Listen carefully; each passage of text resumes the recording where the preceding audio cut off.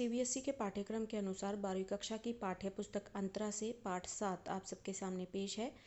इसके अंतर्गत हम पाठ से संबंधित जो कवि हैं उनका जीवन परिचय इस भाग में पढ़ेंगे। कवि हैं तुलसीदास जी। इनका जन्म हुआ था सन 1532 में और मृत्यु हुई 1623 में। तुलसीदास जी का जन्म बांदा जिले के राजापुर गांव में हुआ था। कुछ विद्वान उनका जन्म स्थान सोरो और एटा को भी मानते हैं। हालांकि उनके जन्म स्थान के बारे में विद्वानों में मतभेद है। तुलसीदास का बचपन घोर कष्ट में बीता।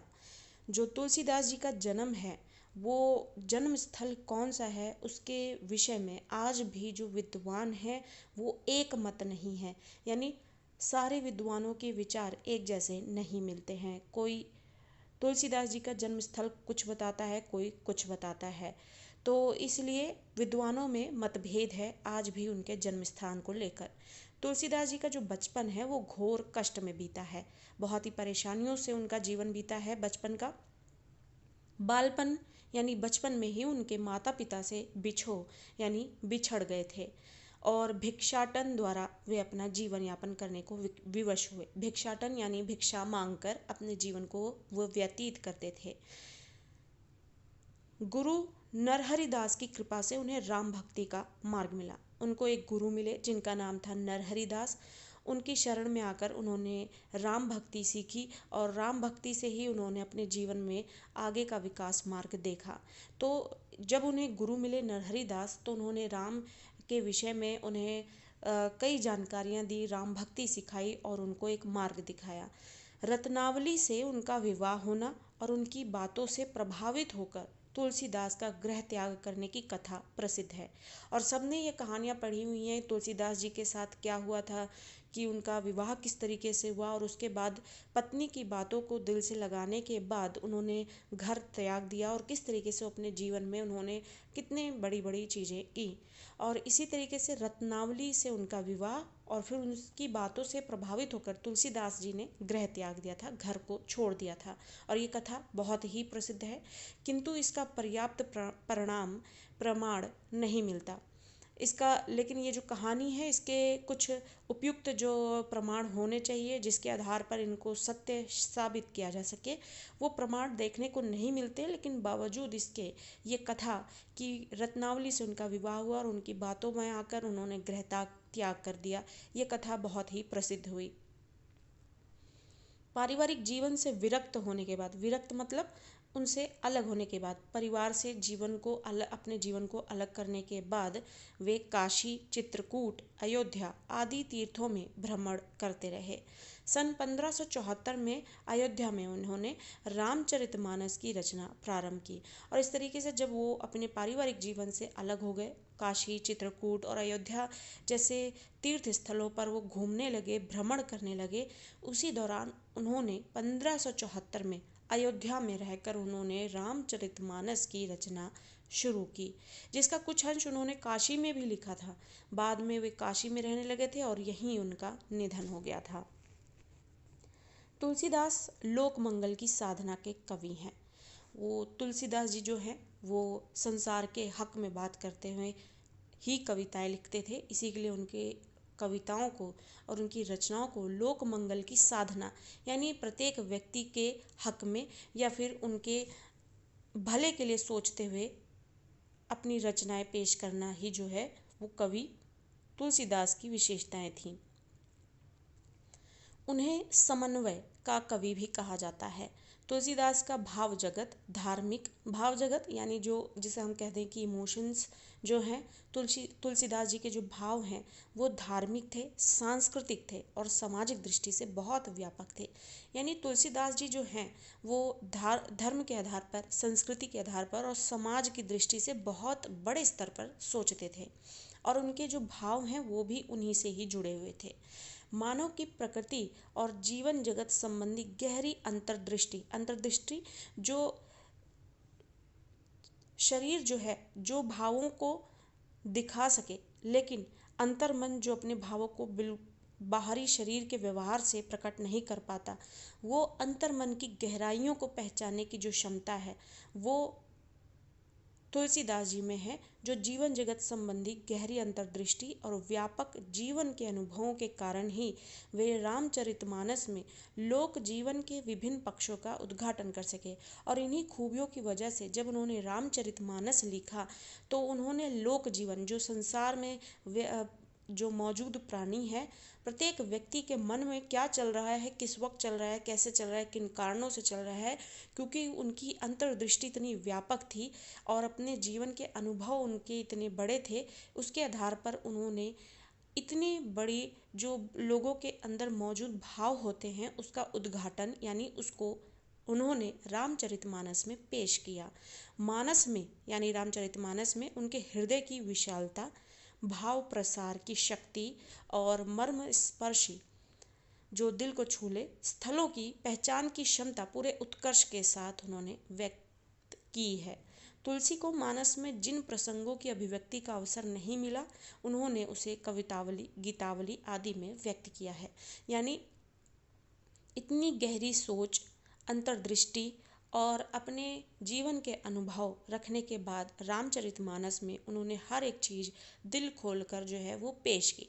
लेकिन जो भी कुछ रामचरितमानस में पेश करने से वो वंचित रह गए, उन्होंने अपनी बाकी की रचनाओं यानी कि कवितावली, गीतावली में उसे पेश किया, जो कि तुलसीदास जी की ही रचनाएं हैं। विनय पत्रिका में विनय और आत्मनिवेदन के पद हैं। और जो विनय पत्रिका उनकी एक और रचना है, उसमें उन्होंने अनुनय, विनय और आत्मनिवेदन के जो पद होते हैं, यानी उस अर्थ में जो निवेदन प्रस्तुत करते हैं, उनको लिखा है। इस प्रकार तुलसी के काव्य में विश्वबोध यानी संसार की समझ और आत्मबोध यानी अपने मन की जो समझ है उसका अद्वितीय यानी जिसका कोई मेल ना हो उसका समन्वय, उनको एक साथ जोड़कर उन्होंने पेश किया है। तुलसीदास की रचनाओं में भाव, विचार, काव्य रूप, छंद विवेचन और भाषा की विविधता मिलती है। रामचरितमानस हिंदी का सर्वश्रेष्ठ महाकाव्य माना जाता है। इनकी रचना मुख्यतः दोहा और चौपाई छंद में हुई है। इसकी भाषा अवधी है। जो यहाँ हम पद पढ़ेंगे वो अवधी भाषा में लिखे हुए हैं, रामचरितमानस से लिए गए हुए हैं और जो है प्रमुख रूप से दोहा और चौपाई छंद हमें देखने को मिलेगी। ये जो पैराग्राफ है आप इसको अपने क्वेश्चन पेपर, जो पेपर हैं एग्ज़ाम होंगे, उसमें कविता से संबंधित अगर भावार्थ लिखने को, व्याख्या लिखने को कुछ भी आए तो साथ में ये विशेषता जो है आप लिख सकते हैं, जिससे अच्छा इम्प्रेशन पड़ता है। और ये उनके जो लेखन शैली है उनकी विशेषताएं हैं कि वो अपने लेखन में या फिर जो भी रचनाएं लिखते हैं उनकी जो एक कॉमन विशेषता है वो क्या है, वो यही है कि तुलसीदास जी की जो रचनाएं हैं उसमें भाव, विचार, काव्य रूप, छंद विवेचन और भाषा की जो विविधता है वो देखने को मिलती है। इनकी रचनाएं हमें अभी यहाँ अवधि में देखने को मिल रही है, कई रचनाएं आपको ब्रज भाषा में भी देखने को मिलेंगी। तो रामचरितमानस हिंदी का जो है वो सर्वश्रेष्ठ महाकाव्य है। इनकी रचना मुख्यतः दोहा और चौपाई छंद में होती है और भाषा अवधी है। गीतावली, कृष्ण गीतावली तथा विनय पत्रिका पद शैली की रचनाएं हैं। तो दोहावली स्फुट दोहों का संकलन है, यानी दोहावली जो है वो दोहों का संकलन है, उसमें दोहे ही देखने को मिलते हैं, उसमें दोहे संकलित किए गए हैं। कवितावली कवित्त और सवैया छंद में रचित उत्कृष्ट रचना है। ब्रज और अवधी दोनों ही भाषाओं पर तुलसी का असाधारण अधिकार था। असाधारण जिसका कोई कंपटीशन ना हो, जिसको हम कह सकते हैं, वो अनोखा हो, जो संसार में सभी से जो सबसे अलग हो और साधारण नहीं हो और विचित्र हो, अनोखा हो और उस तक पहुंचने की और किसी की क्षमता ना हो। तो ऐसी पकड़ जो थी उनकी ब्रज भाषा पर भी थी और अवधी भाषा पे। कहने का मतलब है तुलसीदास जी जो हैं अपनी रचनाओं को, आप उनकी रचनाएं देखेंगे तो अवधी भाषा में और ब्रज भाषा में देखने को मिलेंगी। ये दो भाषाएं ऐसी हैं जिन पर तुलसीदास जी की ऐसी पकड़ थी जिस तक कोई और नहीं पहुंच सकता। इसी के लिए उसे कहा जाता है कि तुलसीदास जी का उस पर असाधारण अधिकार था। तुलसीकृत यानी तुलसीदास द्वारा लिखी गई 12 कृतियाँ प्रमाणिक, यानी तुलसीदास जी द्वारा जो 12 कृतियाँ हैं, 12 लेख जो हैं, जो उन्होंने लिखे हैं, उनको प्रमाणित भी कर दिया गया है। यानी वो प्रमाणित हैं कि ये उन्हीं की रचनाएं उन्हीं के द्वारा लिखी गई हैं, जिनमें से कुछ हैं रामचरितमानस, कवितावली, गीतावली और विनय पत्रिका ही उनकी ख्याति यानी उनकी प्रसिद्धि के आधार हैं।